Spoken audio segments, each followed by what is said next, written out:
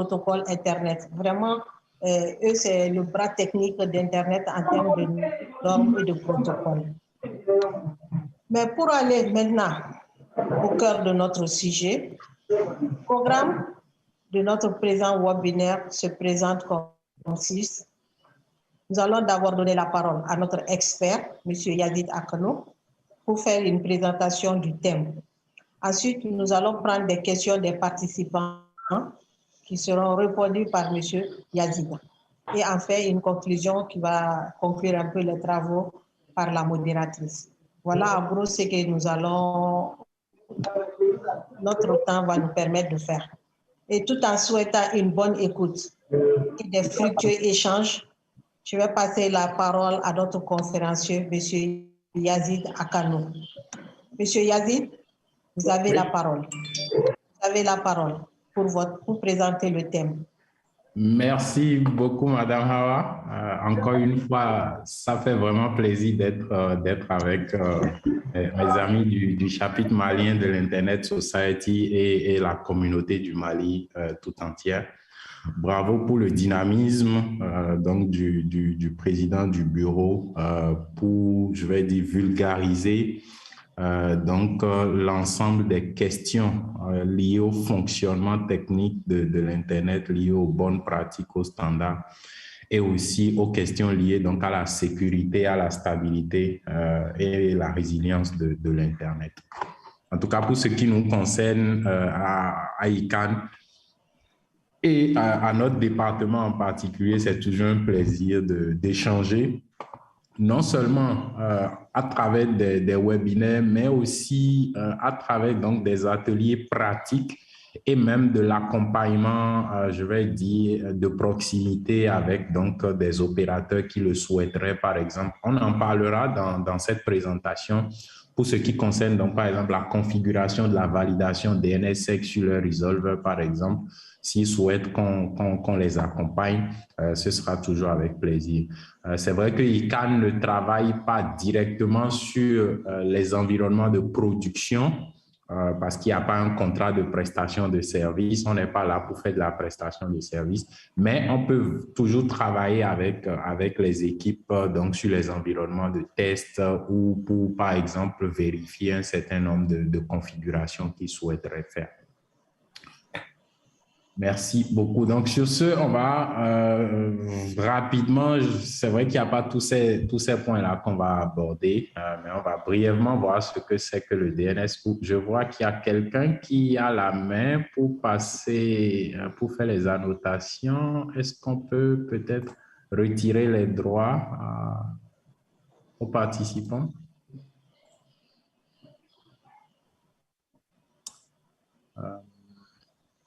Bakary, est-ce que tu peux effacer de ton côté les différentes annotations que je suis en train de voir? C'est possible? C'est pas le vôtre, c'est pas sur votre slide? Non, non, c'est pas sur mon slide en fait. Je pense que c'est quelqu'un qui a certainement eu la main pour pouvoir le faire. Oui, c'est quelqu'un qui est en train de... Je sais pas. OK, voilà. Donc, je vois le Disable Annotation from Others. Donc, je coche ça déjà. OK. Voilà. OK. Maintenant, je pense qu'il faudrait que peut-être qu'on réinitialise la notation. Voilà. Clear. Clear. Voilà. OK. OK. Bon, je pense que maintenant, on ne sera plus perturbé. Ouais. OK, merci beaucoup. Donc, alors, on va faire une petite, une brève introduction au DNS pour rappeler en fait ce que c'est très rapidement avant donc, de partir dans DNSSEC. Alors, c'est vrai, j'ai mis la photo à dessin du site web du régulateur du Bénin, mais ça pouvait bien être le site web du régulateur du Mali. C'est quoi le site web du régulateur du Mali, par exemple? amrtp.ml. amrtp.ml, voilà. AMRTP. Oui, l'autorité nationale donc, de régulation des télécommunications du Mali. Et donc, en fait, le DNS est ce système-là qui, vraiment en langage très simple, fait la conversion des noms que nous utilisons, que nous tapons dans les différents navigateurs. Donc, le DNS fait la conversion entre ces noms et les adresses IP. Les adresses IP étant en fait les identifiants qui permettent de pouvoir donc retrouver chaque équipement qui est connecté au réseau Internet.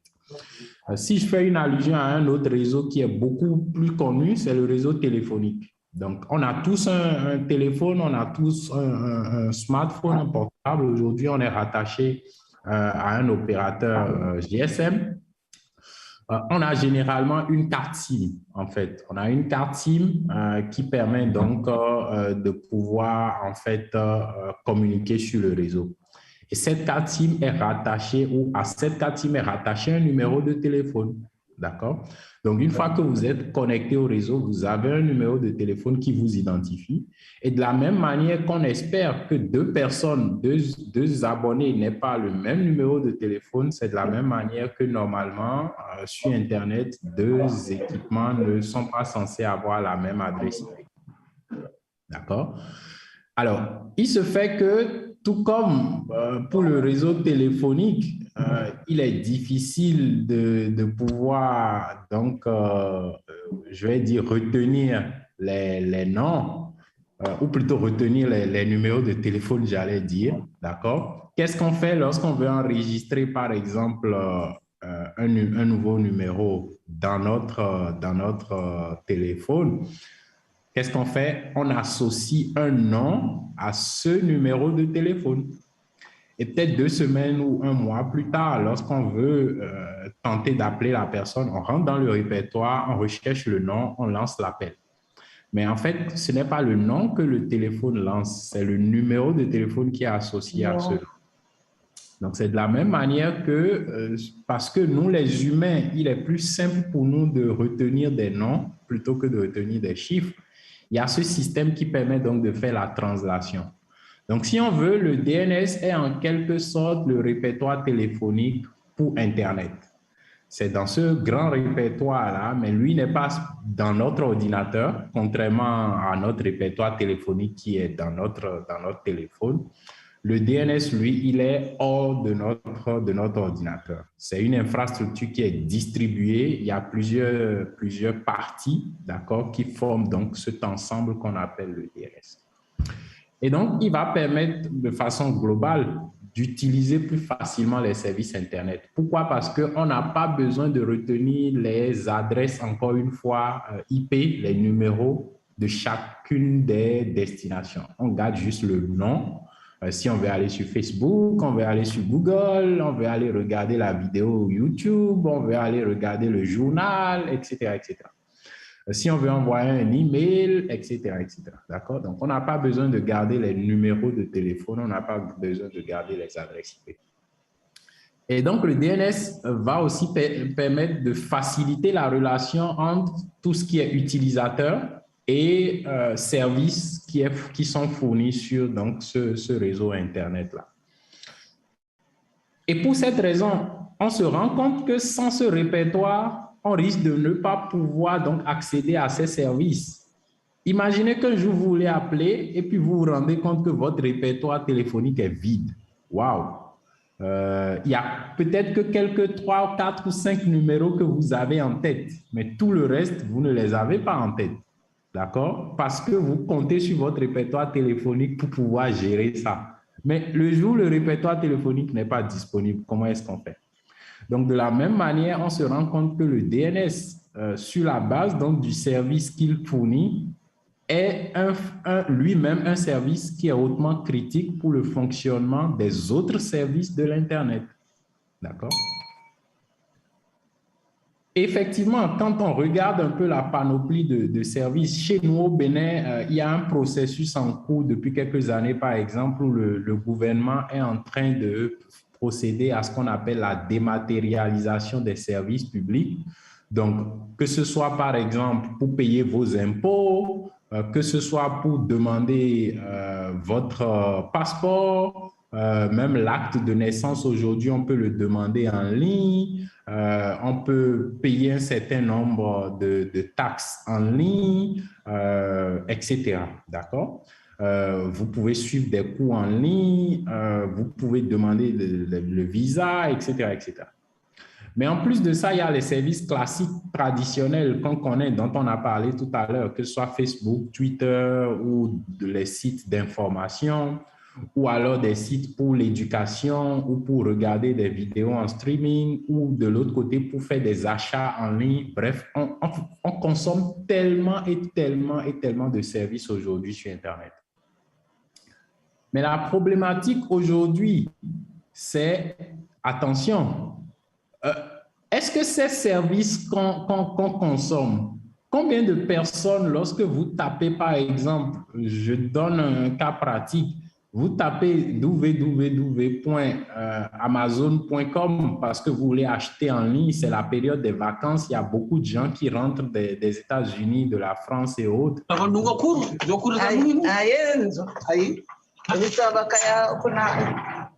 On veut profiter d'eux et on va donc sur un site, on tape Amazon et puis on procède donc à des achats en ligne. Mais attention, qu'est-ce qui vous donne la certitude, la garantie que vous êtes sur le bon site web? Est-ce que quelqu'un peut me dire qu'est-ce que lui il fait pour vérifier qu'il est sur le bon site web? Surtout quand il s'agit, par exemple, de fournir des informations personnelles ou lorsqu'il s'agit, par exemple, de faire des achats en ligne. Est-ce que quelqu'un peut me partager un peu son expérience? Ou vous ne procédez même pas peut-être à cette vérification? Donc, je vois Koulibaly, Sekou Abdou qui a levé la main, Mohamed Aya. Oui, Sekou Koulibaly? Oui, bonsoir tout le monde. Bonsoir. Oui, moi, dans mon cas, généralement, j'ai plus tendance à regarder l'authenticité des certificats. C'est-à-dire déjà m'assurer que le site est en HTTPS. Ah, OK. Et voir la validité du certificat utilisé. OK. OK. C'est bien. Merci beaucoup. Est-ce qu'il y a quelqu'un d'autre qui veut nous dire, nous partager son expérience avant que je fasse mon commentaire? Personne? OK. Ben, on va se contenter donc de la réponse de Koulibaly. Ah, je vois Rachad qui veut aussi intervenir. Oui, merci Yazid. Bon, si je le vérifie souvent pas, je fais seulement. La connexion de Rachad visiblement n'est pas bonne. On ne te reçoit pas bien, on reçoit plutôt du bruit. Rachad. Ok, je disais que de mon côté, je ne vérifie souvent pas. Ah, d'accord. Wow, ok. Super, merci. Alors, il y a Mohamed Aya aussi qui demande. Mohamed Aya, d'accord. Oui, allô? Allô? Oui, en fait, des fois, je vérifie sur Whois pour vérifier l'authenticité du site web. Ah, en plus de HTTPS aussi. Ah, bon, voilà quelqu'un qui est très averti et qui nous parle d'un Whois. OK. Ah, c'est quoi ce fameux Whois là?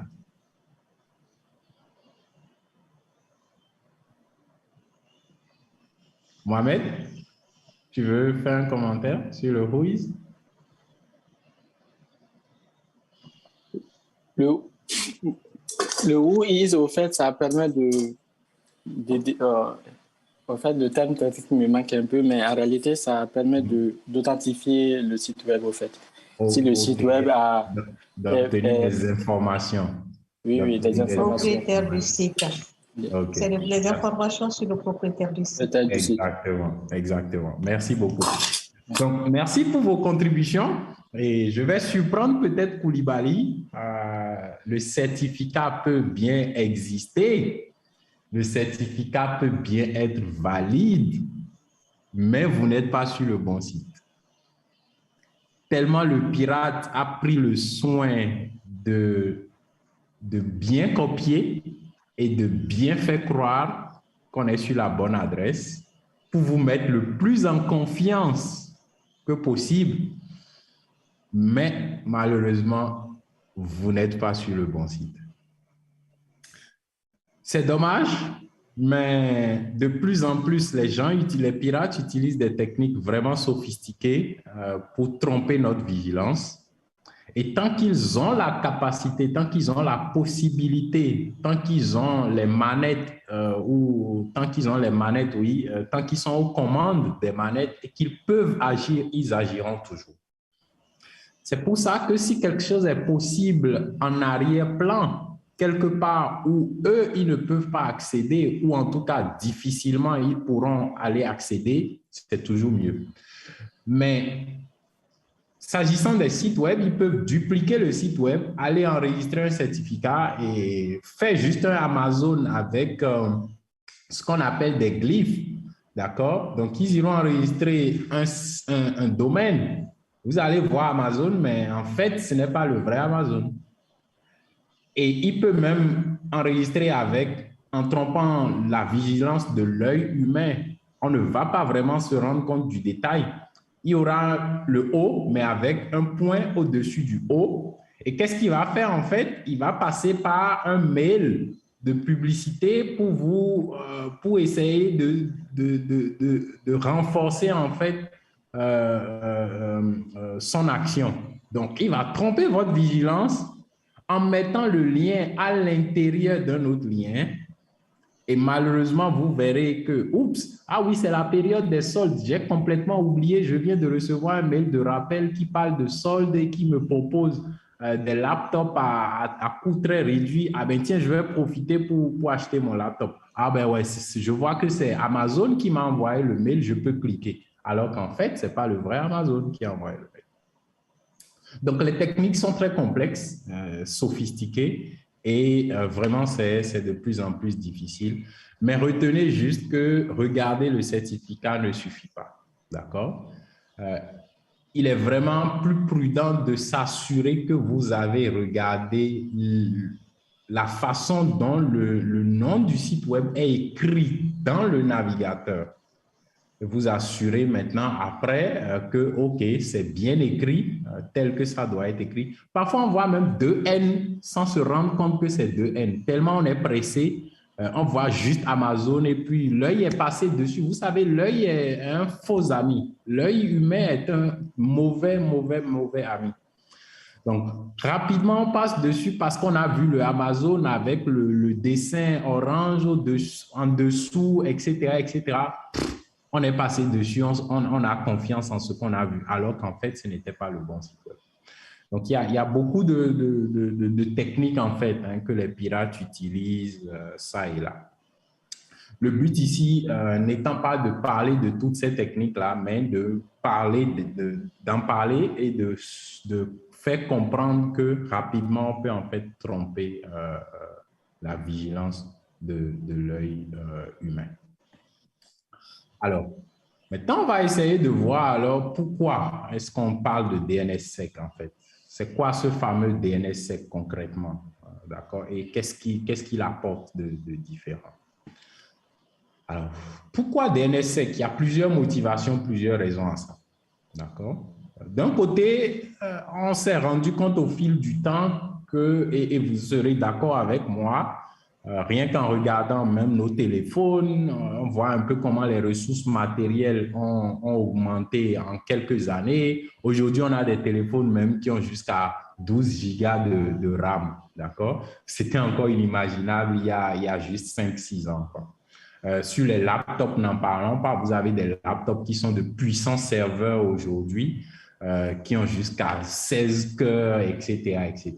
D'accord? Donc, en gros, en fait, des progrès technologiques, que ce soit donc lié aux processeurs, aux mémoires, aux bandes passantes même que nous utilisons maintenant pour nous connecter à Internet, tout ça a rendu en fait le DNS de plus en plus vulnérable aux attaques de type man in the middle. En gros, c'est un type d'attaque où quelqu'un est en train de vous surveiller sur le réseau et il essaye donc de voir un peu votre trafic et de se faire passer pour une destination avec laquelle vous êtes en train de parler. ou bien aussi c'est quelqu'un qui va mettre des outils, des mécanismes spéciaux pour pouvoir, par exemple, pirater vos comptes. Donc, des attaques par brute force, comme on dit là, il va associer un dictionnaire dans lequel il y a plein de mots de passe déjà préenregistrés, et puis il va les tenter en espérant que l'un d'eux fonctionne. Mais il y a eu aussi, de façon concrète, des cas célèbres d'attaques DNS dans le monde. On a connu l'attaque retentissante de Dan Kaminsky. Kaminsky nous a quittés il y a quelques semaines maintenant, paix à son âme. Mais en 2008, Kaminsky était déjà celui qui a prouvé que les résolveurs DNS peuvent être attaqués et le cache, les informations qui sont donc en mémoire dans le cache peuvent être modifiées facilement. Un peu plus tard, en 2011, il y a eu ce fameux virus DNS Changer. Aujourd'hui, c'est une application dans le store, mais à la base, c'était un virus qui, une fois qu'il attaque votre machine, il change en fait les paramètres DNS qui sont enregistrés pour votre carte réseau. Et donc, il redirige votre trafic DNS vers une autre adresse IP, un autre resolver DNS, qui lui, à son tour, va vous donner de fausses réponses DNS.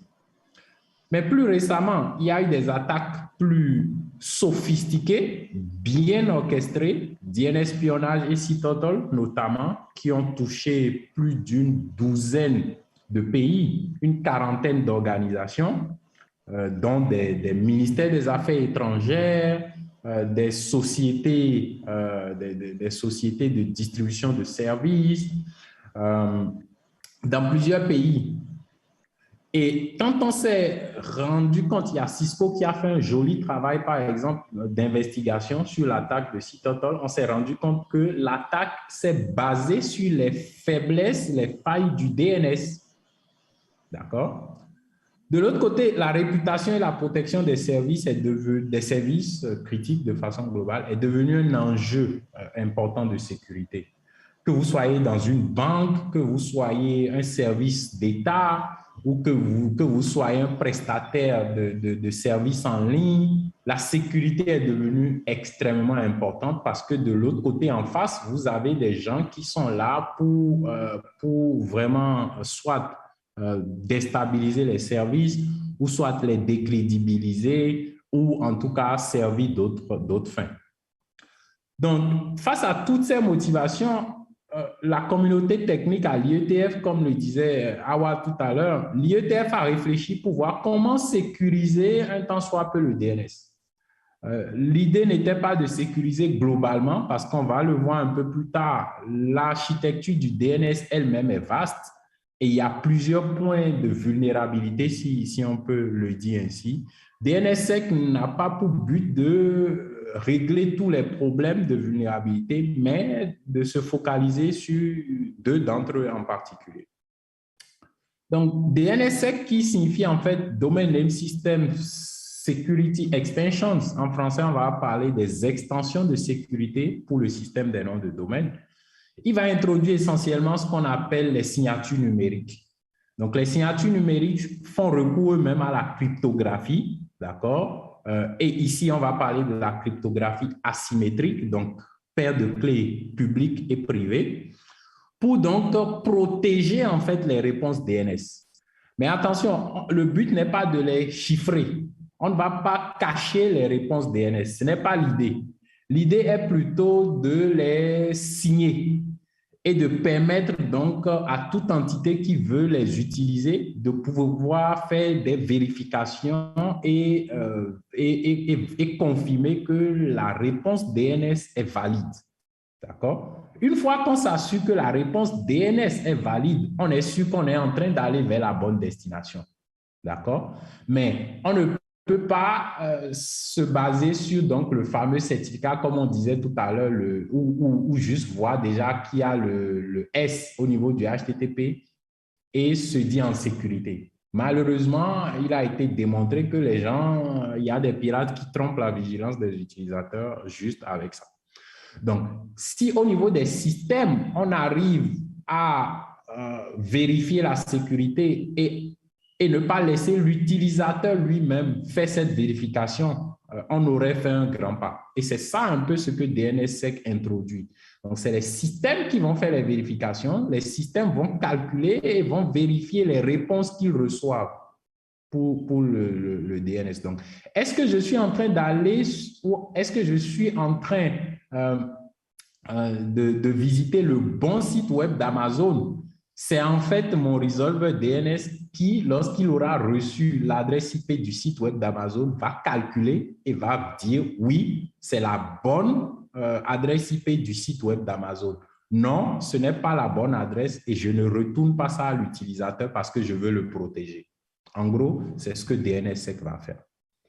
Donc, une fois que DNSSEC est entièrement déployé, ça veut dire que pour une entreprise, elle installe la confiance en fait entre elle et ses utilisateurs. Parce que là, l'entreprise est rassurée que les systèmes vont toujours faire cette vérification et l'utilisateur va être donc en confiance parce que chaque fois qu'il voudra aller sur le site de cette entreprise, il sait que les systèmes vont faire cette vérification et ce n'est plus à lui de vérifier s'il y a un certificat et est-ce que même malgré, on lui dit maintenant que malgré le certificat, il peut être sur l'adresse du pirate et le pirate lui-même va mettre un certificat pour faire croire que tout ça c'est bien maquillé, mais en fait c'est faux.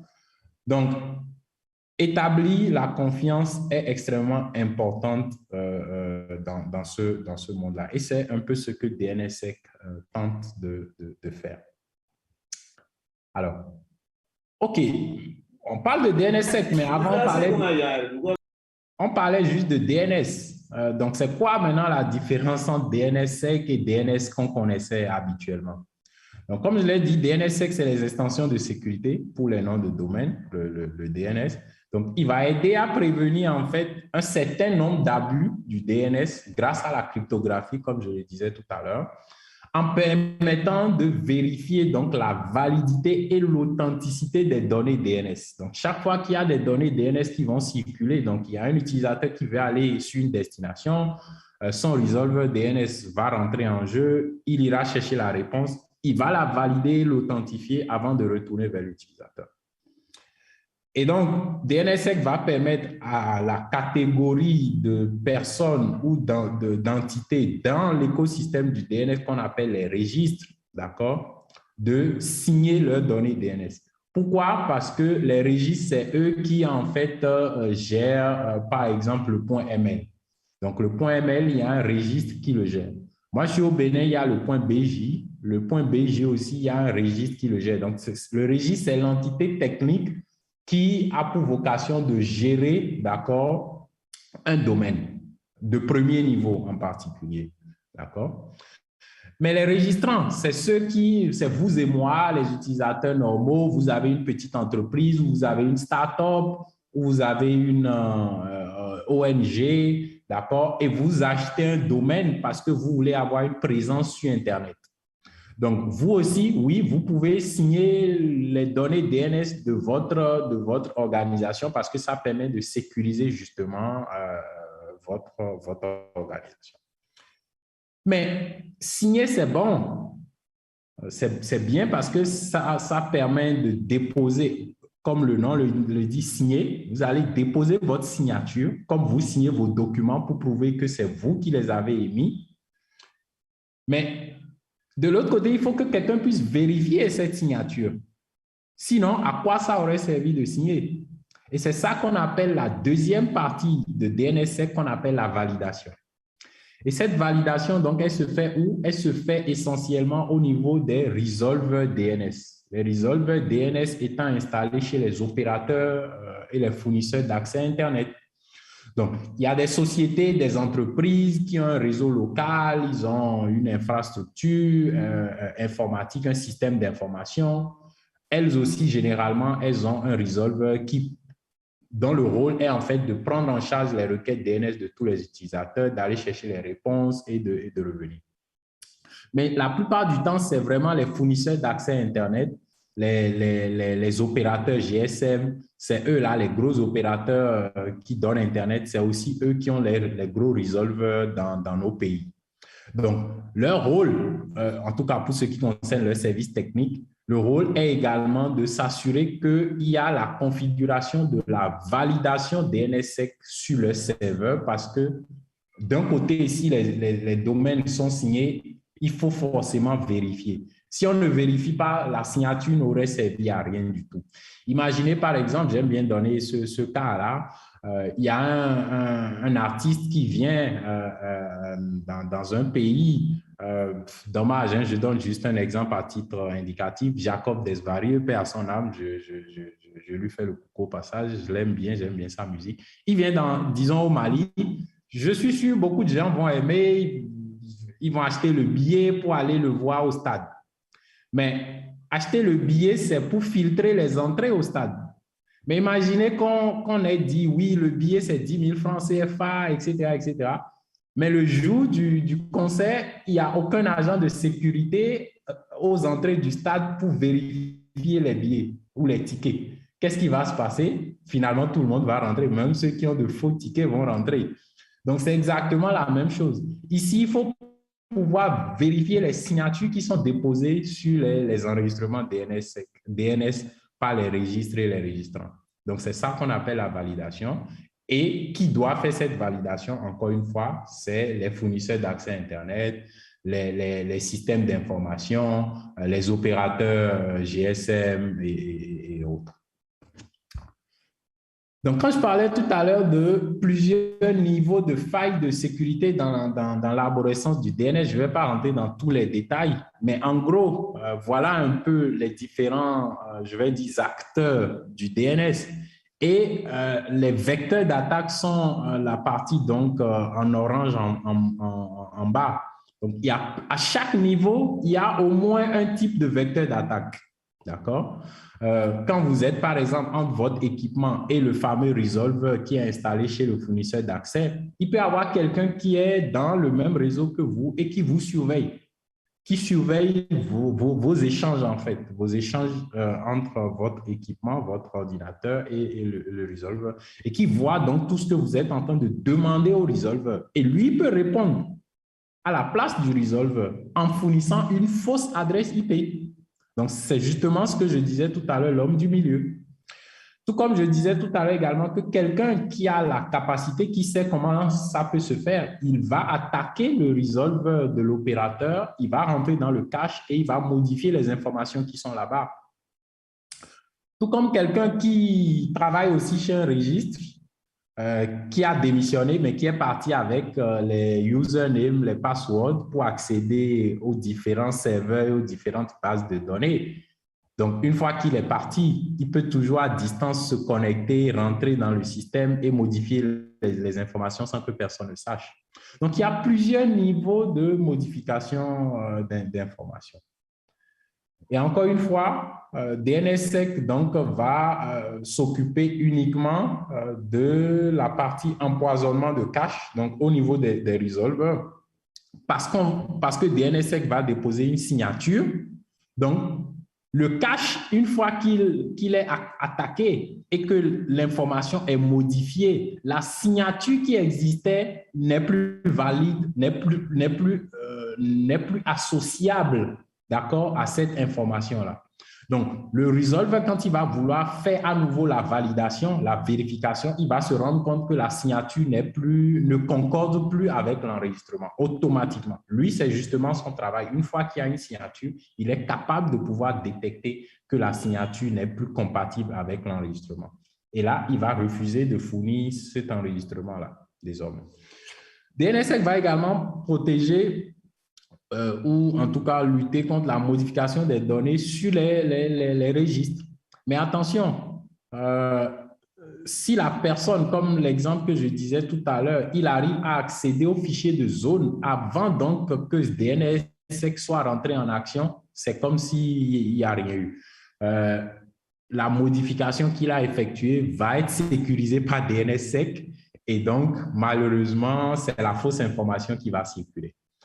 Mais si l'information a déjà été sécurisée, donc si la signature a déjà été déposée sur l'enregistrement avant que la personne vienne tenter de faire la modification, là aussi, DNSSEC, la signature ne concordera plus avec l'enregistrement et tout de suite, les serveurs vont rejeter cette information. Donc, encore une fois, pour résumer, il y a deux opérations importantes quand on parle de DNSSEC. Les deux sont indépendantes, mais elles sont complémentaires. C'est vraiment important de faire la différence ici. Et les deux ne sont pas à déployer par le même type d'acteur. D'accord? Donc, je vais commencer par la droite, la signature DNSSEC. Elle va se faire vraiment sur les serveurs autoritaires sur les domaines. Donc, c'est les administrateurs des domaines qui doivent signer leur domaine. D'accord? Et c'est là-bas que les signatures vont être apposées sur les enregistrements. Mais ceux qui consomment, donc les utilisateurs qui sont connectés à des resolvers, d'accord, doivent être vraiment connectés à des resolvers qui font la validation DNSSEC. Et c'est à cette étape de validation DNSSEC que les resolvers vont vérifier les signatures, leur authenticité et leur validité, avant maintenant de retourner l'information à l'utilisateur. Donc, vous voyez bien que ces deux opérations qui sont indépendantes, on peut faire la signature indépendamment des validations, on peut faire les validations indépendamment des signatures, mais on ne peut pas valider quelque chose qui n'est pas signé. D'accord? Il faut valider quelque chose qui a été préalablement signé. D'accord? De la même manière, si on active la validation partout alors qu'il n'y a aucune signature, là où on doit avoir les signatures, c'est comme si on n'a rien fait. Donc, c'est pour ça que les deux sont complémentaires, mais indépendantes. D'accord?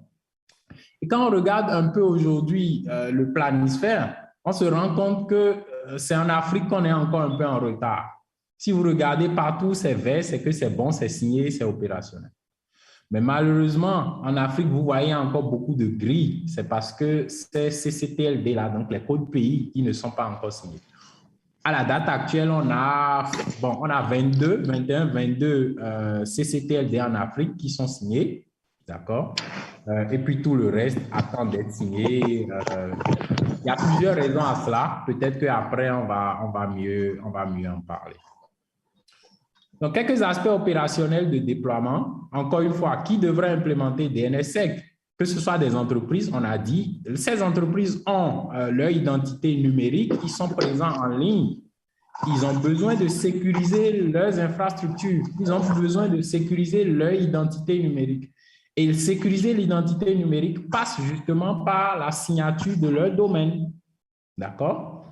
Mais protéger leur identité numérique ne suffit pas. Il faut aussi protéger le personnel qui, tous les jours, va sur Internet, que ce soit pour des raisons personnelles ou même pour des raisons professionnelles. Quand vous allez au bureau, que vous travaillez chez Orange ou chez l'autorité de régulation, comme on en parlait tout à l'heure, vous devez aller sur Internet depuis les ordinateurs du bureau. Imaginez que vous allez sur Internet et que vous êtes redirigé vers une fausse destination. À qui la faute? Qui est responsable de ça? Mais l'utilisateur, vous n'êtes que la victime. D'accord? Donc, c'est pour ça qu'on dit, pour les entreprises qui ont aussi des resolvers DNS dans leur infrastructure informatique, veuillez activer la validation DNSSEC parce que ça protège vos utilisateurs. Les opérateurs de registre, donc que ce soit le point BJ, le point CI, MA, tous ces registres qui étaient en gris qu'on a vu tout à l'heure, là, la trentaine là, eux aussi, ils ont le devoir de signer leur zone. Encore que tant que le domaine pays n'a pas signé, aucun domaine en dessous ne peut signer, ne peut sécuriser. Donc, je suis une entreprise, Yazid.bj par exemple, je ne pourrais pas sécuriser mon domaine parce que le BJ n'est pas signé. Vous voyez. Donc, ça aussi, c'est une contrainte. Et c'est pour ça qu'on invite aussi les opérateurs de registre à signer, à sécuriser pour que les domaines en dessous puissent aussi aller vers la sécurité de leur domaine. Et bien sûr, les registrants parce qu'eux-mêmes, ils ont des domaines, les fournisseurs d'accès parce qu'ils ont des resolvers DNS. Et donc, il y a plein de milliers de millions d'utilisateurs qui envoient leurs requêtes DNS vers ces resolvers.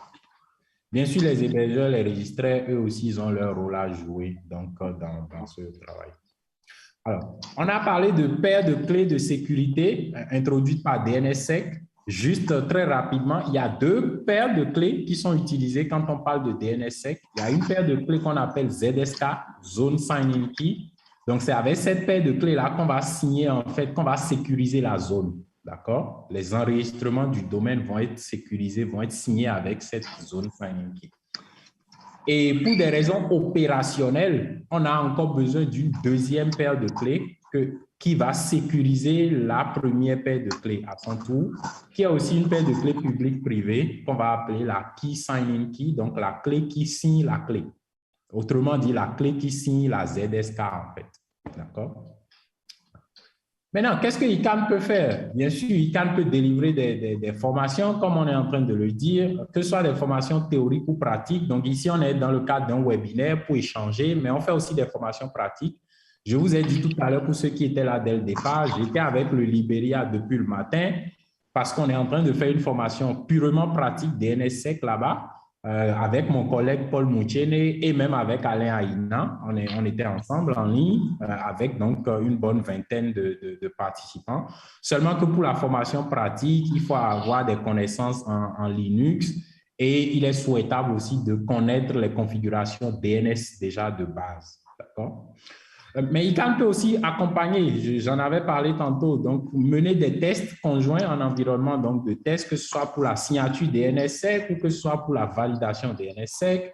ICANN peut également partager tout ce qui est standard, recommandations et bonnes pratiques dans le secteur, assister, conseiller donc dans le cadre en tout cas de sa mission. Maintenant, ICANN ne peut pas faire des choix à la place des gens. Nous, on peut juste partager les recommandations, les bonnes pratiques. Ce qui se fait ailleurs, on peut partager, mais le dernier choix revient toujours à l'opérateur. On ne peut pas non plus configurer les environnements de production parce que généralement, il y a un processus pour obtenir les approbations, les accords et tout. Et puis, nous, on n'est pas un prestataire de service, donc on n'est pas là pour faire une prestation. On est là vraiment pour partager les bonnes pratiques et contribuer à ce que l'Internet reste sécurisé et stable. Et puis, on ne peut pas faire tout ce qui est action qui ne se situe pas dans le cadre de notre mission, évidemment. Donc, en bref, voilà la petite présentation que je voulais faire pour parler un peu de DNSSEC. Pour expliquer ce que DNSSEC apporte donc en termes de sécurité et surtout pour comprendre, enfin pour expliquer aussi que le DNS ne doit pas être considéré comme juste un service ou un système à laisser aux techniciens. Le DNS va bien au-delà des techniciens. Le DNS, c'est vraiment ce service-là qui nous permet de faire Internet au jour le jour. Donc, même les exécutifs, les directeurs doivent s'intéresser au DNS. Il ne s'agit pas d'aller configurer les serveurs, mais de comprendre ce que c'est que le DNS, de comprendre les enjeux de sécurité du DNS et de comprendre quel est le rôle en tant qu'exécutif qu'on peut apporter. Donc, par exemple, partager l'information avec ses services techniques, vérifier au niveau de ces services techniques que l'entreprise a implémenté les bonnes pratiques et les standards. Donc, voilà brièvement ce que je voulais apporter comme petite présentation. Je vais retourner la parole à Hawa, certainement, la modératrice, et puis ensemble, on va donc animer la deuxième partie de la présentation ou de la session. Merci beaucoup. Merci, Yazid. Vraiment, bravo, bravo. C'était une très bonne présentation. Merci. Maintenant, nous allons passer à la partie questions-réponses. Et pour cette partie, je propose de prendre 5 questions que nous allons essayer de comprendre. Ou bien, Yazid, qu'est-ce que vous préférez? 3 questions d'abord? Ça peut aller comme ça. On prend 5 questions? On peut prendre peut-être 2, 3 d'abord. OK. Donc, on prend 3 questions. Oui. Des volontaires se lèvent la main pour des questions. Je vois pour le moment Ibrahim Touré. Bon, on va donner la parole à Ibrahim Touré en attendant que d'autres ne formulent leurs questions. Ça marche? Ça marche. OK. Ibrahim, vous avez la parole pour votre question. Bonjour à tous. Alors, moi, c'est vrai que la présentation est brève, mais absolument intéressante. Mais dans la présentation, il y a 2 choses que j'ai bien compris. c'est la partie DNS. On vous attend très faiblement, Ibrahim. Vous m'entendez très faiblement? Oui. Yazid, vous entendez bien? Moi, j'entends faiblement. Vous m'entendez? Non. Vous m'entendez mieux maintenant? Oui, c'est mieux maintenant. Maintenant, c'est mieux, n'est-ce pas? Alors, je disais que la présentation, elle est brève, mais elle est absolument intéressante. Cela, chez moi, a soulevé des questions. Globalement, si moi j'ai bien compris la présentation, ça concerne la partie service, tout ce qui est résolution, DNS, hébergement, etc., etc. Donc, c'est plutôt le côté administrateur. Alors, moi, ma question est, moi, en tant que simple utilisateur, alors, qu'est-ce que je peux faire? Parce que d'après, dans la même présentation, vous avez parlé de certaines techniques de piratage qui permettent en fait de rediriger les sites comme on le fait. Alors, moi, en tant que simple utilisateur, qu'est-ce que je peux faire pour me prémunir contre ce genre de choses? Ça, c'est la première question. Alors, je n'ai pas entendu, malheureusement. Alors, je disais, en tant que simple utilisateur, parce que vous avez ils ont tous les mêmes outils à peu près pour se connecter sur Internet, globalement les navigateurs. Bon, je sais que j'ai une habitude, je ne l'ai pas dit pour le moment, mais pour un utilisateur lambda, qu'est-ce qu'il peut faire pour se protéger justement contre ces genres de piratage? C'est pour éviter de tomber sur un site sur lequel il ne souhaiterait pas tomber. OK. Alors, ça, c'est la première question. Alors, la seconde question, c'est en rapport un peu aux pratiques. Je sais qu'il y a plein d'administrateurs qui sont actuellement en ligne.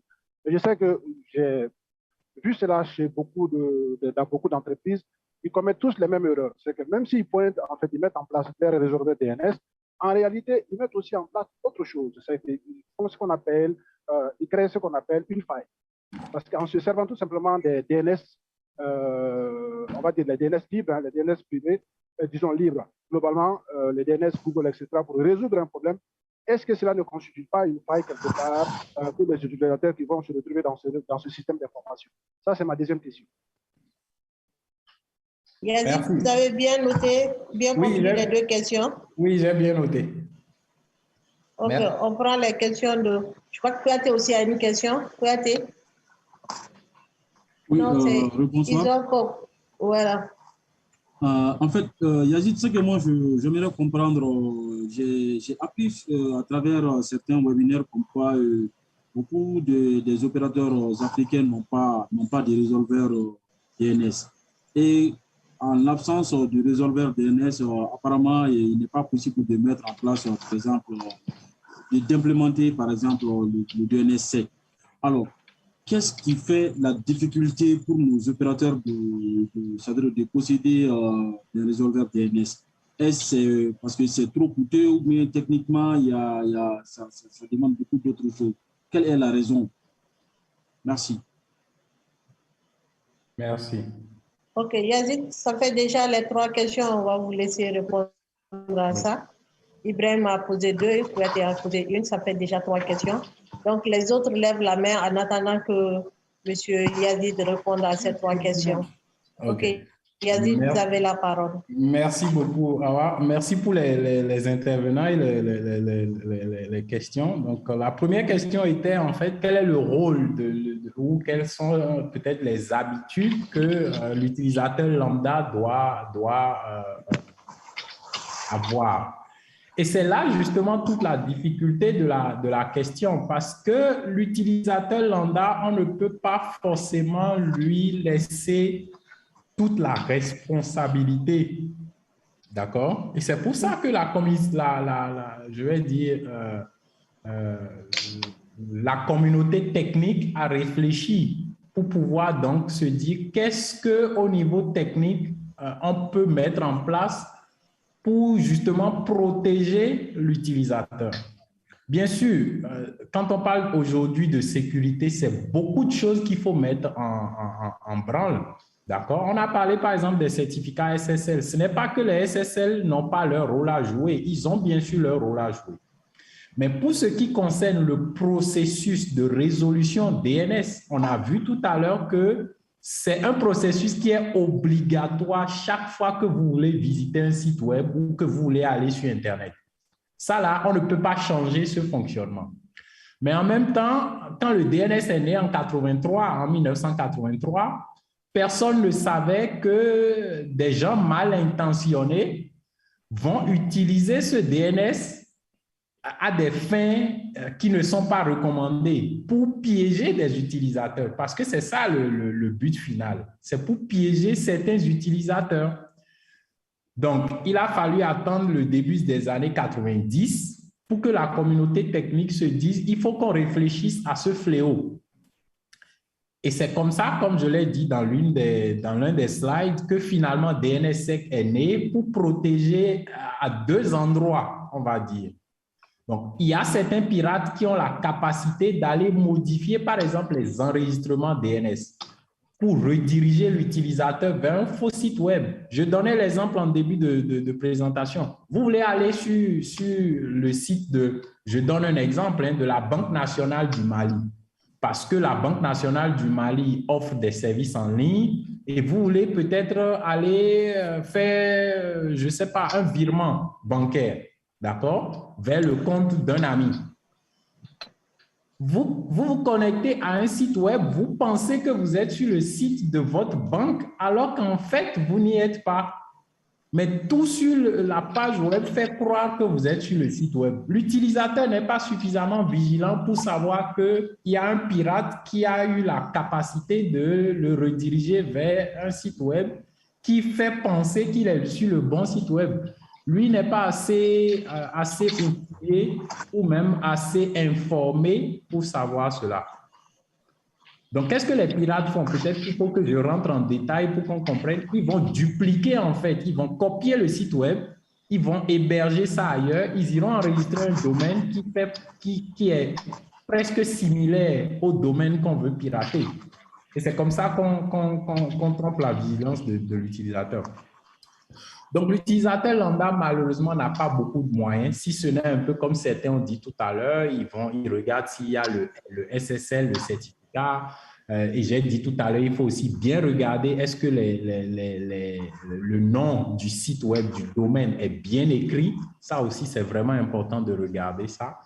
D'autres ont dit qu'ils vont jusqu'à faire les vérifications WHOIS, par exemple, mais Dieu sait que chaque jour, vous visitez peut-être 100, 200 sites web. Est-ce que vous allez faire le WHOIS chaque fois? J'en doute un tout petit peu. Donc, du point de vue technique, encore une fois, on essaie au maximum de protéger l'utilisateur pour le décharger, pour que l'utilisateur n'ait pas à faire beaucoup de choses. Mais, je reviens maintenant dans le cadre de notre DNSSEC. L'utilisateur, c'est de s'informer aussi. Et lorsqu'il s'informe, il peut aller maintenant vers son fournisseur d'accès Internet et dire « Ah, fournisseur d'accès, est-ce que tu entends parler de validation DNSSEC? Est-ce que toi, tes resolvers que tu as mis à la disposition des abonnés, est-ce que tes resolvers font la validation DNSSEC? » Ça, voilà quelque chose qu'un simple utilisateur lambda peut faire. Donc, c'est de conscientiser les opérateurs. Et c'est un peu ce que les forats comme ISOC font, par exemple, pour mieux apporter l'information au sein de la communauté des citoyens, pour qu'ils servent donc de relais et de moyens de pression aussi, on va dire ça comme ça, vis-à-vis des opérateurs. J'espère que j'ai pu répondre à cette première question. Yazid? Oui? Vous permettez, peut-être je vais ajouter à Ibrahim. Oui, Awa. En fait, il veut connaître la valeur ajoutée du DNSSEC. Bon, le DNSSEC, c'est un peu technique et c'est pour plus les opérateurs et les fournisseurs d'accès. En tant qu'utilisateur, M. Yazid a bien expliqué que c'est aussi une information, une sensibilisation, que vous soyez avertis et informés qu'il y a des systèmes de sécurité qui peuvent être mis en place. Donc, si demain, vous avez besoin d'utiliser, vous utilisez des sites web, donc vous devez être alerté. Sinon, si c'est important et que vous voulez mettre un business sur un site web, vous allez voir votre fournisseur poser ces bonnes questions. Donc, ici, dans cette formation, c'est vous informer, vous sensibiliser l'existence de certains autres services beaucoup plus sécurisés qui permettent de donner des meilleures qualités de services aux utilisateurs. Donc, vous, en tant qu'utilisateur, vous êtes informé et vous êtes averti aussi de ce qui peut exister techniquement pour sécuriser votre utilisation. Voilà ce que je voudrais ajouter à ce que M. Yazid a dit. Merci, Madame. OK, pour la deuxième question, M. Yazid. OK. Deuxième question, un petit instant, s'il vous plaît.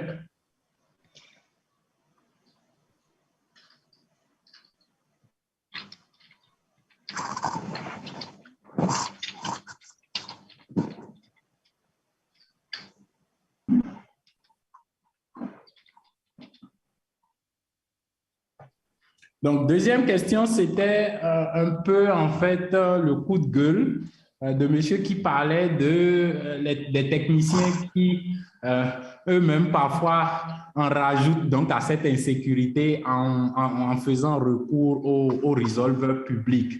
Et c'est vrai que c'est monnaie courante. Alors, c'est une grande discussion. Et d'ailleurs, la troisième question aussi nous ramène un tant soit peu à celle-là. Il se fait que malheureusement, beaucoup ne déploient pas leur propre resolver et préfèrent faire confiance, je vais dire ça comme ça, au resolver venu d'ailleurs. Comment est-ce que je peux faire confiance à quelque chose que je ne contrôle pas alors que j'ai la possibilité moi-même de déployer quelque chose que je peux moi-même contrôler? Bon, c'est une équation à laquelle je n'ai pas toujours réponse, mais parfois aussi pour des contraintes techniques, effectivement, il faut bien l'avouer, pour des contraintes techniques, parfois, des gens font recours, donc ils préfèrent utiliser les resolvers, donc les resolvers, des resolvers publics bien connus, comme par exemple le fameux, je ne veux pas donner d'exemple, voilà, on en connaît bien, d'accord? Donc, parfois, c'est vraiment pour des contraintes techniques. Sinon, il y a aussi beaucoup qui se passent par manque d'information. Ils pensent que déployer un resolver, ça nécessite beaucoup d'argent, que ça nécessite beaucoup de travail, mais je peux... Dommage, la session n'est pas orientée vers ça, mais sinon, je peux toujours le faire. J'ai des machines virtuelles qui sont là. En 5 minutes, j'ai un resolver qui est opérationnel. En 5 minutes. Maintenant, si je veux dire, si je n'ai pas encore de machine virtuelle, donc il faut que je crée la machine virtuelle ou bien que j'ai un serveur physique, il faut installer le système d'exploitation. OK, je peux dire que d'accord, en une journée de travail, j'ai un resolver qui est installé de A à Z, donc le système d'exploitation, le resolver, la configuration, la sécurité, les mots de passe, etc., etc. Mais les gens pensent que c'est beaucoup d'argent que ça nécessite, non? Il est déjà arrivé qu'on ait déployé même, j'ai vu dans des entreprises qui se respectent, des Raspberry qui coûtent à peine 60 000, 80 000 francs CFA, servis de resolver DNS à des entreprises. Et ça marche très bien. Ça marche très bien. La configuration, n'en parlons même pas. Quand le système d'exploitation est installé, en 15 minutes, vous avez déjà le resolver qui est opérationnel. Donc, parfois, c'est aussi par manque d'information que les gens utilisent les resolvers publics parce qu'ils pensent que c'est tellement compliqué qu'ils ne peuvent pas en installer eux-mêmes. Et ça m'amène donc à la troisième question qui a été posée donc par Bakary. Effectivement, c'est comme je l'ai dit tout à l'heure, parfois c'est par manque d'information, tout simplement. Même au niveau des services techniques, ça peut vous surprendre.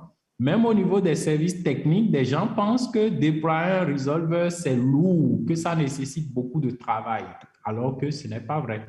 Ce n'est pas du tout vrai. Donc, je pense que voilà les réponses que je peux apporter à ces trois différentes questions. Merci, M. Yazid. Je pense que ceux qui ont posé des questions, et même ceux qui n'ont pas posé, ont pu tirer de bonnes réponses et de bonnes compréhensions et qui sont satisfaits de votre réponse. Est-ce qu'il y a encore, M. Ibrahim, c'est encore vous une question ou bien c'est parce que vous n'avez pas baissé la main? Parce que je ne vois pas d'autres mains levées. Non, Ibrahim, pas... Oui, en fait, c'est... je vais tous dans le même sens que le présentateur. Hein, c'est ce qu'il a dit tout simplement en rapport avec DNSSEC et surtout à l'utilisation comment on appelle ça, des DNS, on va dire publics, entre guillemets, utilisés par les administrateurs aujourd'hui. Il a raison. En fait, le déploiement d'un réservoir DNS, c'est 5 minutes. Juste, hein. De base, n'importe quel système d'exploitation que vous allez utiliser aujourd'hui, rien qu'en le déployant automatiquement, il joue le rôle de résolveur DNS. Donc, de ce côté, je ne pense pas que notre camarade qui a posé sa question, en termes de coût, il n'y en a pas. Pratiquement pas. Voilà. Il faut juste une volonté. Il faut juste la volonté technique seulement de le mettre en place. Mais bon, je vais laisser les autres continuer à poser des questions.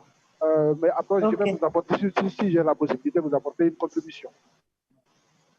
Parfait. OK, je vois la main de M. Djibril Doucouré. M. Djibril Doucouré, vous avez la parole. OK, merci beaucoup.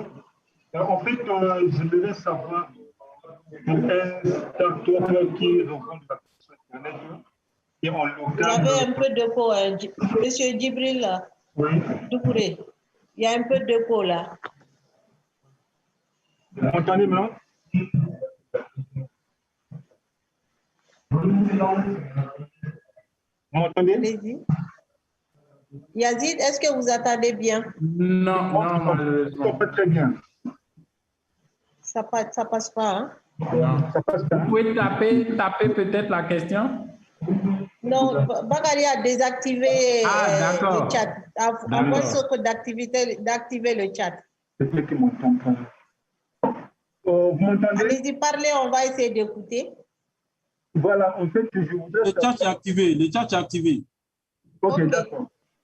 Mais il va essayer de poser, si on ne comprend pas, il va poser la question par écrit. Voilà. Allez-y, M. Doucouré.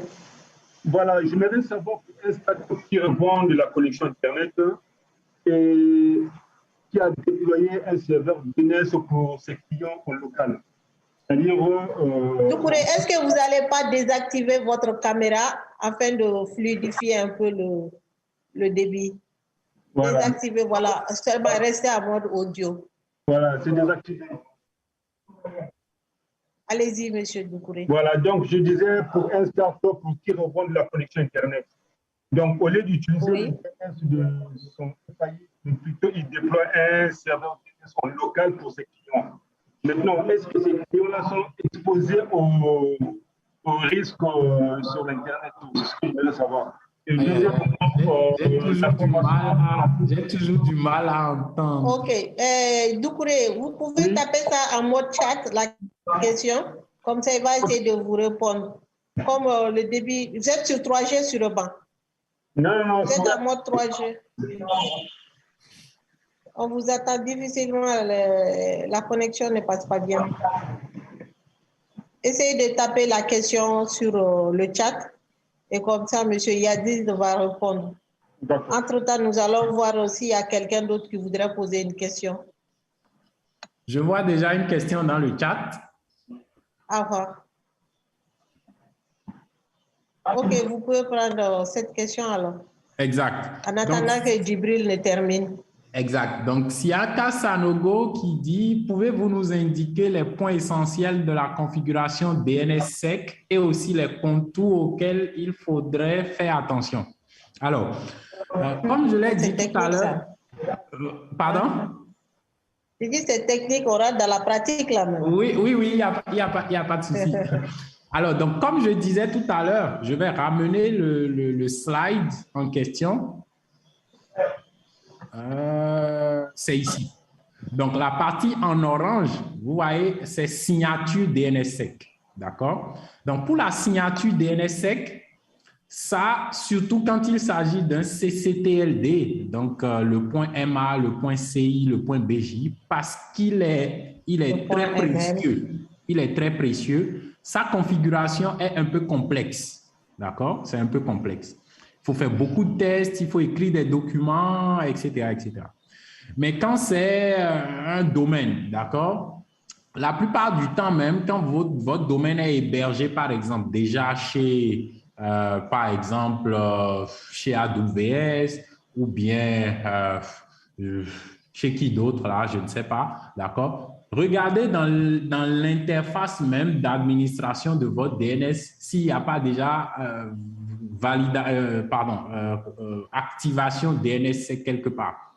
c'est presque sûr que votre hébergeur DNS fait déjà de la configuration en arrière-plan. Donc, il le fait pour vous et vous ne le savez pas. Il vous demande juste que vous cochez un endroit dans votre interface d'administration et ce sera fait. Maintenant, si vous êtes par exemple l'autorité de régulation et que vous avez vos serveurs DNS qui sont chez vous, donc par exemple, on avait parlé de l'ANRT, c'est bien ça? Donc, si l'ANRT a ses serveurs chez elle, dans son système d'information, ça veut dire que c'est les administrateurs qui vont déployer la configuration de DNSSEC.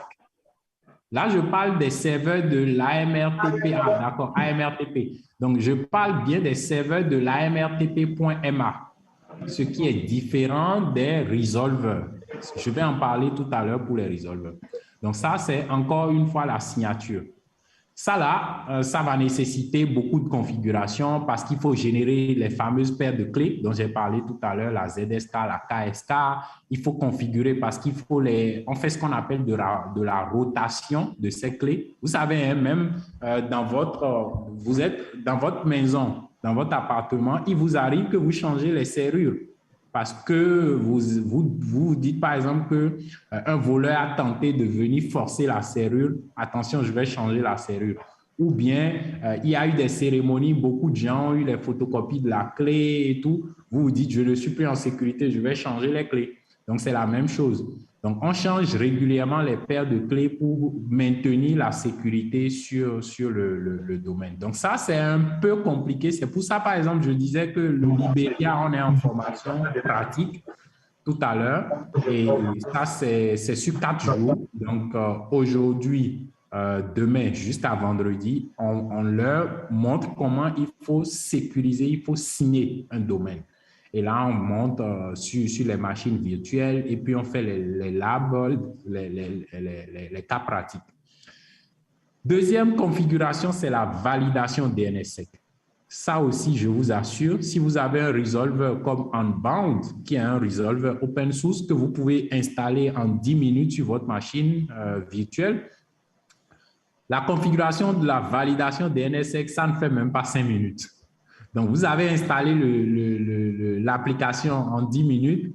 En 5 minutes, vous avez fini la configuration de la validation DNSSEC et c'est terminé. Donc, vous voyez, la validation DNSSEC, c'est vraiment plus rapide par rapport à la signature qui, elle, va nécessiter vraiment un plan de travail, des choix de paramètres importants aussi. Donc, ça nécessite un peu de temps. D'accord? J'espère que j'ai pu répondre à votre question.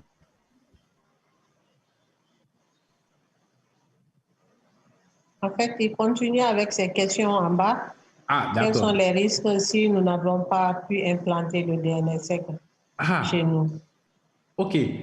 Quels sont les risques? C'est un peu tout ce que nous avons vu justement à travers la présentation. Okay. Les risques, c'est à divers niveaux, c'est de diverses formes et c'est divers attaquants qui peuvent donc exploiter ces risques, ces menaces-là. Et donc, au risque de ne pas refaire toute la présentation, en gros, c'est qu'il y a plusieurs niveaux de vulnérabilité qui existent depuis que le DNS en fait existe. Et c'est inhérent au DNS, tout comme à toute autre technologie, tout comme à toute autre solution. Il y a des gens qui les utilisent à des fins qui ne sont pas initialement prévues. Donc, qu'est-ce qu'on fait pour pouvoir se protéger contre ces personnes-là? Voilà, entre autres, pourquoi DNSSEC existe. Et pour ajouter à ce que M. Yazid a dit, Chaka, en fait, si le DNSSEC n'est pas implémenté, on est exposé, on peut être victime d'attaques. Donc, c'est juste pour votre information, la nécessité de faire implémenter ce service-là par vos fournisseurs. Parce qu'au niveau de votre serveur, si vous avez un serveur local dans votre entreprise et que vous passez par un fournisseur ou bien un registre, il faudrait bien que c'est le registre et le fournisseur, c'est beaucoup plus important à leur niveau. À votre niveau, c'est plus la validation. Donc, demandez, exigez ce service-là à vos fournisseurs afin qu'eux aussi prennent des dispositions pour eux.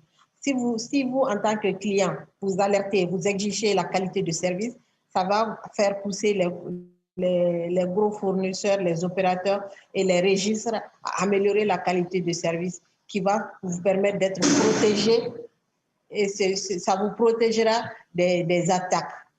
C'est seulement si ce service n'est pas implémenté, vous serez victime d'attaques, possibilité d'être attaqué ou bien de déni de service. Tout ça, c'est des options qui peuvent exister si le DNS n'est pas sécurisé. Yazid, vous avez la parole. Merci. Donc, on va peut-être passer à d'autres questions. Oui, il y a une question aussi de Mohamed Aya qui dit « Avoir un nom de domaine hors de son pays peut-il être assez critique ?»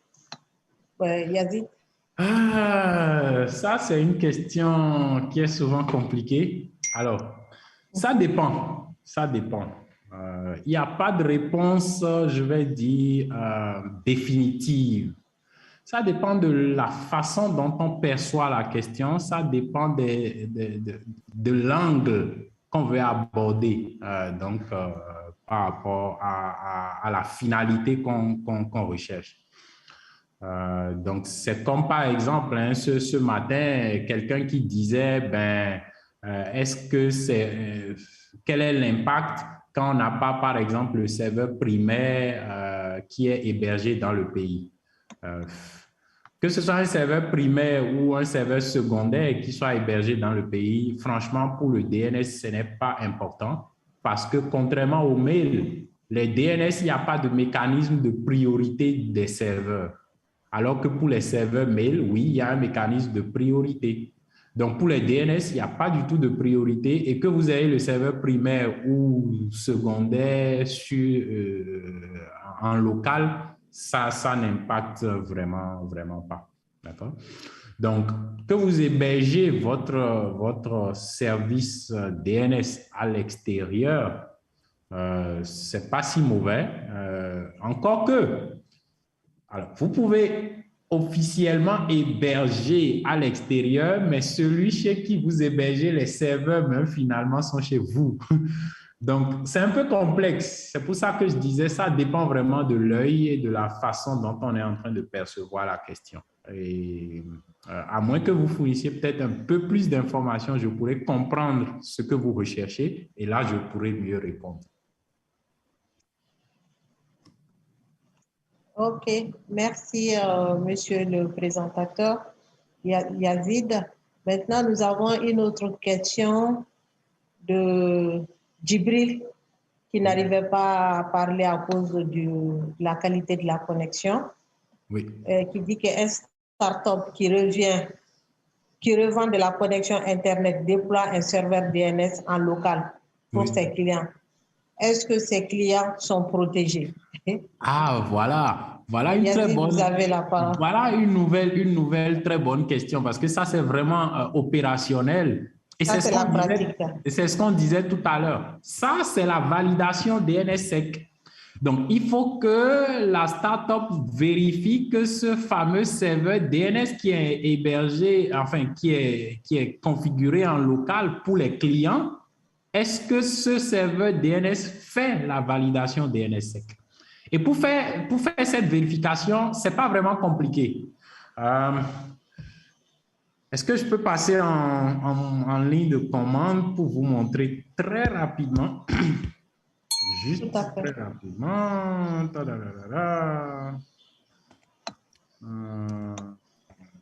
Je vais changer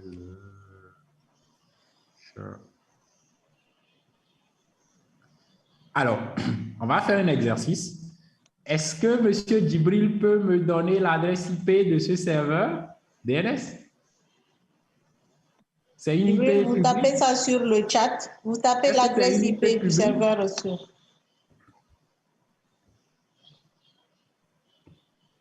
Alors, normalement, pendant que M. Djibril est en train de partager l'IP, si elle est publique, normalement, moi, par exemple, je ne suis pas censé pouvoir avoir une réponse de ce serveur. Ah, oups, c'est du 172.16. Malheureusement, c'est une IP privée, donc ça ne va pas...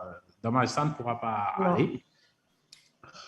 Si c'était une IP publique, d'accord, moi, je vais faire un exemple ici. Donc, je vais utiliser mon resolver local, d'accord. Je vais demander, tenez, dites à www.isoc.ml. C'est ML. ML. MA, c'est le Maroc. Désolé. Alors, ici, j'ai reçu une réponse. J'ai reçu donc l'adresse IP publique du serveur web. D'accord? Mais vous verrez bien que je n'ai rien de plus. Et moi, je vous demande de faire attention, de regarder ce qu'on appelle les flags, les drapeaux, dans la réponse qui a été reçue.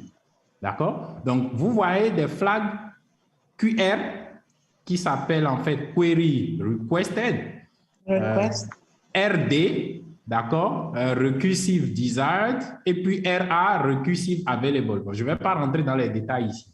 Ce que je cherche juste, c'est de vous montrer un flag en particulier qu'on appelle le AD, Authenticated Data. Et c'est lui, le AD, quand il est présent, qui prouve que le resolver que vous utilisez est un resolver qui fait la validation DNSSEC. Et donc qui protège les utilisateurs.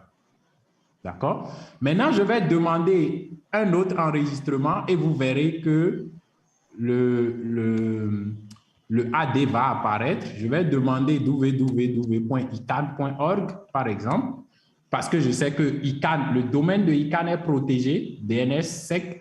Donc, souvenez-vous, pendant la présentation, je vous ai dit, les deux vont de pair. Il faut signer et il faut valider.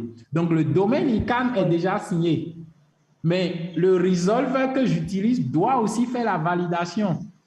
S'il ne fait pas la validation, il ne va pas vérifier la signature de ican.org. D'accord? Donc, les deux doivent être vérifiés. Le domaine doit être signé et le resolver que j'utilise doit faire la validation.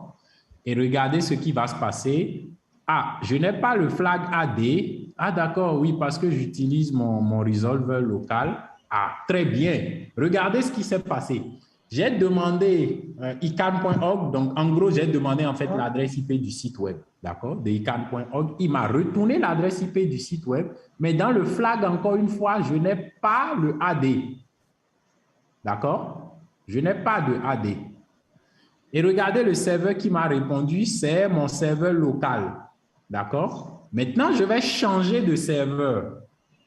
OK? Je vais changer de serveur et pour changer de serveur, je vais juste dire arrobase. Je vais utiliser par exemple un serveur qui est bien connu, le 9999. D'accord? Juste pour vous montrer l'exemple. Ah, visiblement, j'ai un souci avec le Quad 9. OK, je n'ai pas de problème. Et regardez, il y a un flag qui est apparu, le AD. C'est le AD qui prouve que oui, ce serveur 9999, il a fait la validation DNSSEC et parce qu'il a vu qu'il y avait une signature sur le domaine ican.org, il a pu vérifier la réponse que ican.org lui a donnée pour l'adresse IP. Et c'est pour ça qu'il me dit oui, moi je te confirme que l'information est authentique, elle est valide. Donc, en toute confiance, tu peux aller sur cette adresse-là lorsque tu veux rechercher www.ican.org. En gros, c'est ce que ça signifie. D'accord? Mais pour ça, il faut que les deux conditions soient réunies. Le site web sur lequel je veux aller doit avoir signé préalablement son domaine. Et moi, en tant qu'utilisateur, le resolver que j'utilise doit faire la validation DNSSEC. D'accord? Donc, pour répondre à M. Djibril, vous pouvez donc faire ces petites vérifications que j'ai faites maintenant en interne dans votre réseau. Et quand vous allez voir le flag AD et que c'est votre serveur qui a répondu, là, vous avez la confirmation que oui, la signature, la validation DNSSEC est configurée sur le resolver. OK, merci beaucoup, M. Yazid. Avec cette session de pratique-là, ça permet aux uns aux autres de très bien comprendre l'intérêt du DNSSEC, l'implémentation du DNSSEC. Ensuite, nous avons aussi une question Ibrahim Yao Gagéré. Il demande, est-il possible d'installer un service DNSSEC sur un PC personnel? Ah, bonne question. Alors, la façon dont les PC personnels fonctionnent aujourd'hui, jusqu'à un passé récent, ce qu'on appelle le Stub Resolver, d'accord? Je n'étais pas rentré dans les détails techniques, mais je vous ai dit tout à l'heure, lorsque vous ouvrez votre navigateur, vous tapez www.isoc.ml par exemple, votre navigateur va d'abord s'adresser à une configuration interne de votre ordinateur qui s'appelle le Stub Resolver. Et si lui n'a pas la réponse, il va maintenant s'adresser au resolver de votre opérateur. D'accord? Il y a des Stub Resolver qui commencent maintenant par faire la validation DNSSEC. D'accord? Il y a même des navigateurs dans lesquels vous pouvez aller installer un petit utilitaire pour faire la validation DNSSEC directement au niveau du navigateur. Donc, les choses évoluent beaucoup, oui. Et il y a de ces utilitaires-là donc, qui existent, oui. Sinon, la grosse partie des validations DNSSEC se font au niveau des resolvers récursifs.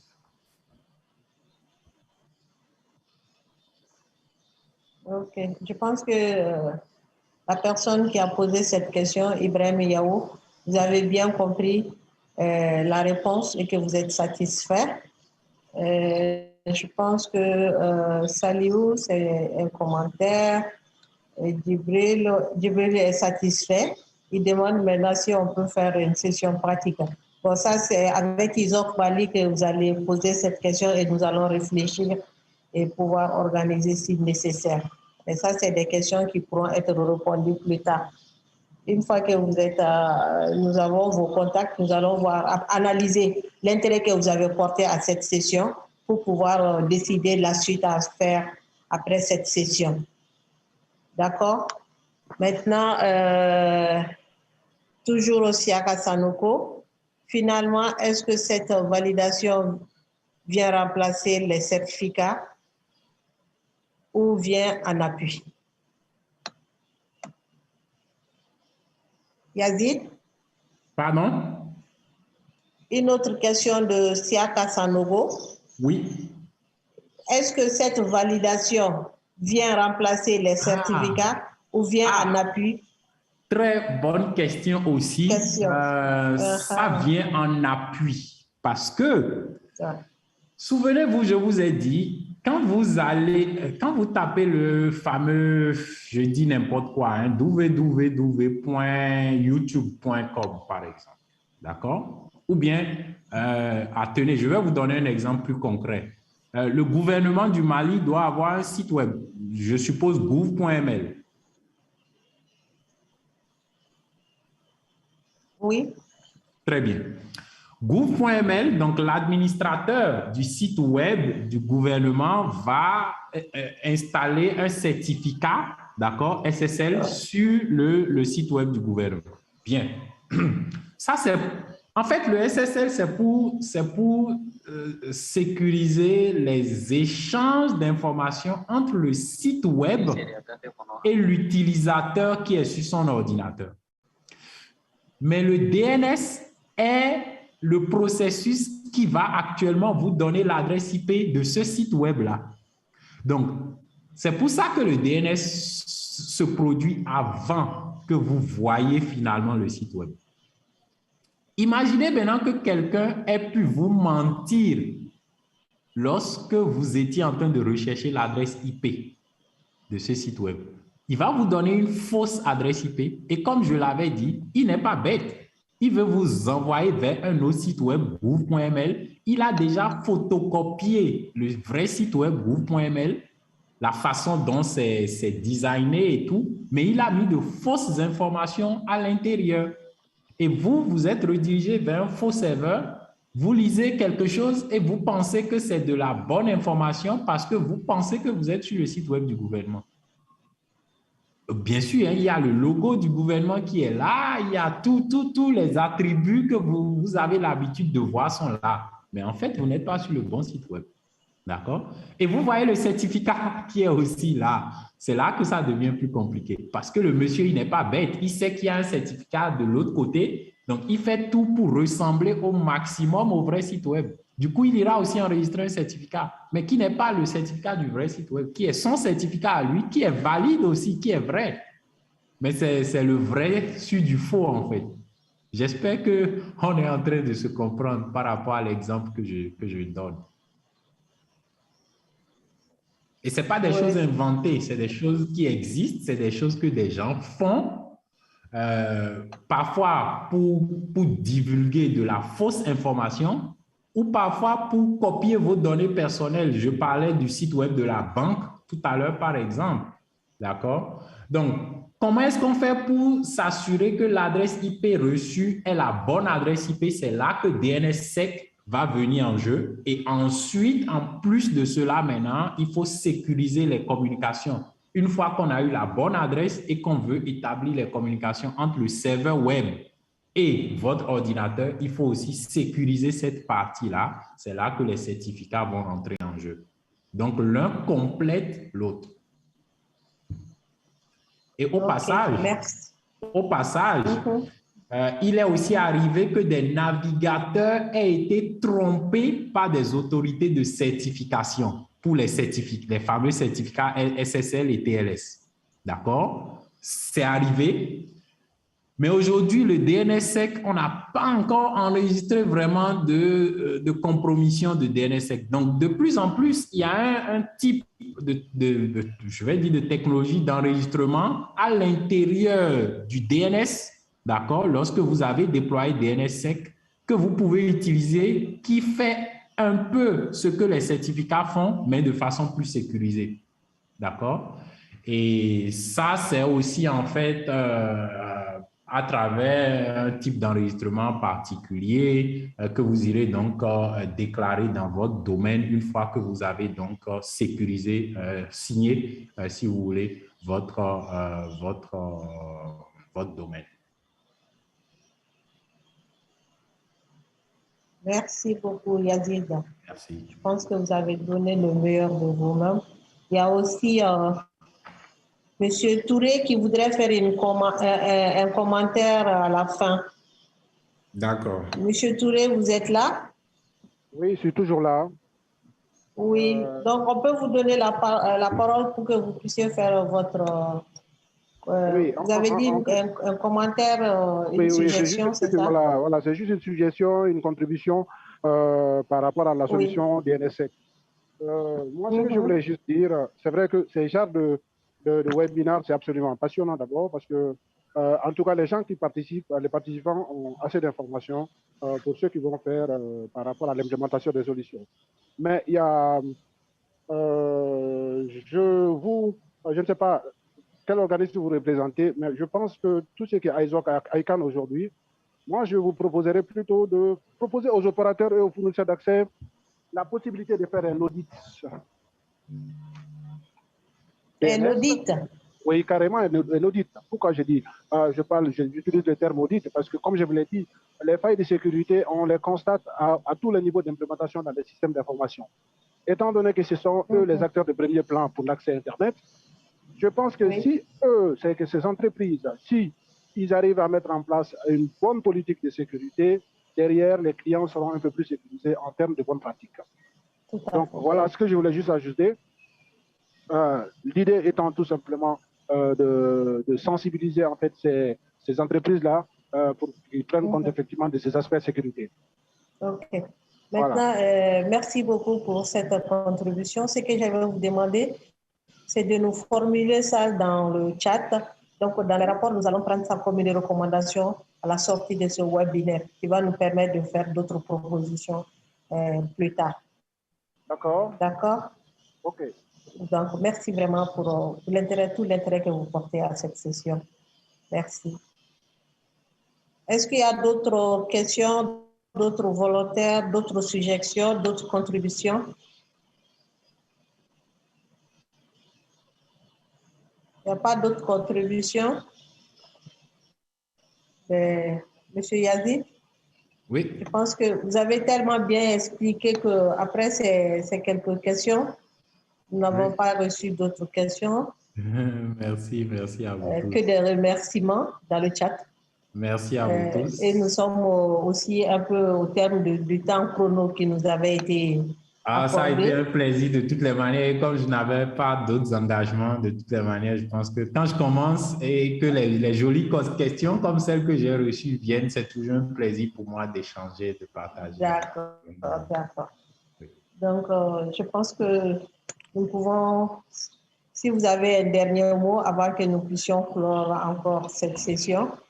J'ai vu que beaucoup de gens demandaient la formation pratique, c'est pour quand? Donc, comme Awa l'a dit, veuillez vous rapprocher du bureau et je sais que le président est très actif, il me dérange beaucoup, il veut que je donne beaucoup à la communauté du Mali. Je suis là pour tout le monde. Ne vous en faites pas du tout pour ça. Rassurez-vous. Comme je le dis, je suis payé pour que vous puissiez m'utiliser. Ça, je le dis vraiment honnêtement. Et c'est toujours un plaisir pour moi. Donc, n'hésitez pas. Et puis, organisez, envoyez-moi juste un mail. Et puis, il n'y a pas de souci. C'est toujours avec plaisir que je verrai dans l'agenda comment on va organiser cela. Comme les aînés le disent, et je le disais tout à l'heure, j'étais sur une autre formation et j'avais la chance aussi, parce que pour moi aussi c'est la chance, c'était vraiment la première fois que j'étais conjointement en formation avec Alain, Aïna. Pour moi aussi c'était un plaisir, et quand vous voyez ces personnes-là qui depuis des années ne se fatiguent pas à le faire, à partager l'information, à partager les bonnes pratiques, je pense que pour nous aussi, c'est toujours en tout cas un plaisir de faire comme eux et d'en apprendre également d'eux. Donc, je suis toujours disponible, les amis. OK. Donc, merci beaucoup, M. Yazid. Je pense que les participants pourront se joindre à moi pour vous applaudir avec acclamation. Merci beaucoup. Merci à tous. Merci beaucoup pour cette excellente présentation. La qualité était au top. Votre disponibilité est sans faille. Et merci. Au nom de Internet Society et de toute la communauté Internet au Mali, nous vous remercions pour votre disponibilité et vous transmettez aussi nos salutations sincères à toute l'équipe engagement, à Diala Programme précisément, pour vraiment l'appui et l'accompagnement que vous nous accordez. Merci aussi à tous les participants pour la qualité des questions, pour la disponibilité et l'intérêt que vous avez porté au sujet. Cela nous encourage, nous aussi, en tant qu'Internet Society, de continuer à programmer des sessions parce que nous savons que notre communauté a besoin d'avoir des mises à niveau, d'avoir des réponses à des préoccupations. Vraiment, merci à tous, merci à tous. Merci encore aussi à notre président qui ne se fatigue pas du tout pour mettre à la disposition de sa communauté les réponses à leurs besoins. Monsieur le Président, merci beaucoup. Et à vous la parole pour fermer la session. Merci, merci à tous. OK, merci beaucoup, Madame la modératrice. Merci vraiment de votre disponibilité pour nous modérer cette session. Merci également à l'infatigable Yazid qui est en train vraiment de faire bouger tout le continent, ainsi que le Moyen-Orient également. C'est vrai qu'on peut être payé pour quelque chose, Yazid, mais on ne rend pas satisfaction à ceux pour lesquels on est payé. Donc, vraiment, on te remercie beaucoup pour la qualité de tes prestations et nous en sommes très fiers. Comme vous le dites, hein, on ne va pas se fatiguer, on sera là toujours pour vous bousculer, pour vous emmerder, afin qu'on puisse vraiment répondre, comme Madame l'a dit, aux différentes préoccupations de notre communauté. J'ai vu, comme vous aussi, beaucoup ont fait des demandes par rapport aux formations et autres. Nous allons voir dans la mesure du possible qu'est-ce qu'on peut faire toujours afin de pouvoir satisfaire notre communauté. Donc, c'est des questions qui restent posées et ensemble, nous allons y réfléchir pour trouver des réponses. Donc, sur ce, nous remercions l'ensemble de tous ceux qui sont connectés, de tous ceux qui nous ont suivis, du Mali ailleurs. Nous voyons Salut Oufani depuis la Côte d'Ivoire, il y avait Ben Jadid depuis le Bénin, Nous remercions également Bateau Tira de la Sotelma et l'ensemble de tous ceux qui se sont connectés cet après-midi pour vraiment suivre cette session avec nous. Donc, sur ce, nous allons mettre fin à cette session ici pour se préparer pour une nouvelle session qu'on est en train de préparer sur la protection des données à caractère personnel. Pour le moment, nous sommes en discussion avec l'animateur et dès qu'on aura calé une date, on vous informera. Donc, restez connectés sur nos différents canaux de connexion et on se dira à très bientôt. Merci à tous et bon après-midi. Merci, merci et au revoir. À la prochaine. Inch'Allah.